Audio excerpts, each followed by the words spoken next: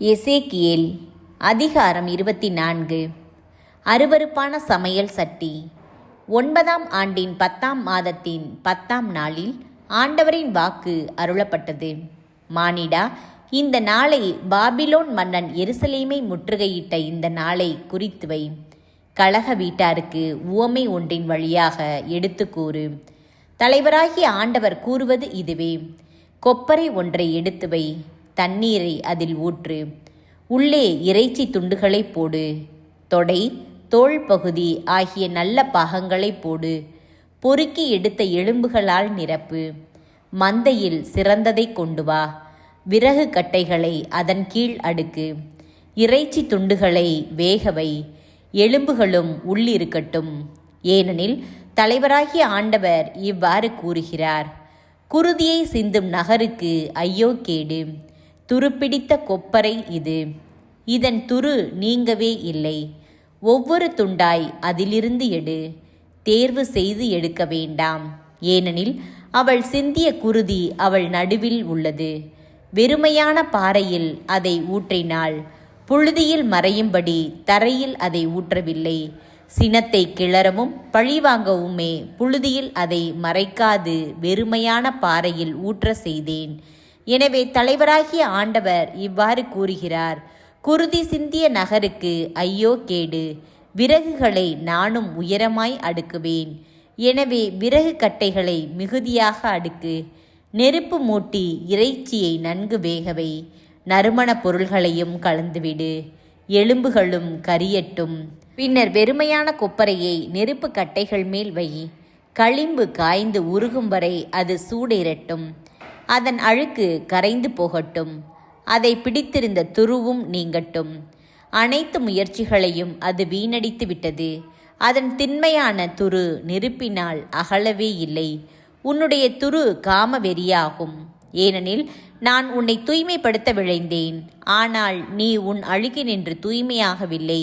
உனக்கெதிரான என் சினம் தனியும் மட்டும் நீ தூய்மையாக போவதில்லை. ஆண்டவராகிய நானே உரைத்தேன். நான் செயலாற்ற வேண்டிய நேரம் வந்துவிட்டது. பின்வாங்க மாட்டேன், இரக்கம் காட்ட மாட்டேன், மனம் மாற மாட்டேன். உன் நடத்தைக்கு ஏற்பவும் நீ தீர்ப்பிடப்படுவாய் என்கிறார் தலைவராகிய ஆண்டவர். இறைவாக்கினர் மணையாளின் இறப்பு. ஆண்டவரின் வாக்கு எனக்கு அருளப்பட்டது. மானிடா, உன் கண்களுக்கு இன்பம் தருவதை உன்னிடமிருந்து ஒரே நொடியில் எடுத்துவிடப் போகிறேன்.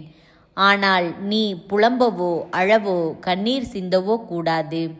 மெதுவாய் பெருமூச்சு விடு, இறந்தோர்க்காய் புலம்பாதே. உன் தலைப்பாகையை கட்டிக்கொள், காலில் மிதியடியை அணிந்து கொள், உன் வாயை மூடிக்கொள்ளாதே. இழவு கொண்டாடுவோரின் உணவை உண்ணாதே. நான் மக்களிடம் காலையில் உரையாடினேன், மாலையில் என் மனைவி இறந்துவிட்டாள். மறுநாள் காலையில் ஆண்டவர் கட்டளையிட்டதை செய்தேன். அப்போது மக்கள் என்னிடம், நீர் செய்வதன் பொருள் என்னவென்று எங்களுக்கு சொல்ல மாட்டீரோ என்று கேட்டனர். எனவே நான் அவர்களுக்கு சொன்னது: ஆண்டவரின் வாக்கு எனக்கு அருளப்பட்டது. இஸ்ரேல் வீட்டாருக்கு சொல், தலைவராகிய ஆண்டவர் கூறுவது இதுவே: உங்கள் வலிமையின் பெருமையும் கண்களின் இன்பமும் இதயத்தின் விருப்பமுமாகிய என் தூயகத்தை நான் தீட்டுப்படுத்துவேன். நீங்கள் விட்டு சென்ற ஆண் மக்களும் பெண் மக்களும் வாளால் மடிவர். நான் செய்தது போல் நீங்களும் செய்வீர்கள். நீங்களும் உங்கள் வாயை மூடிக்கொள்ள மாட்டீர்கள்.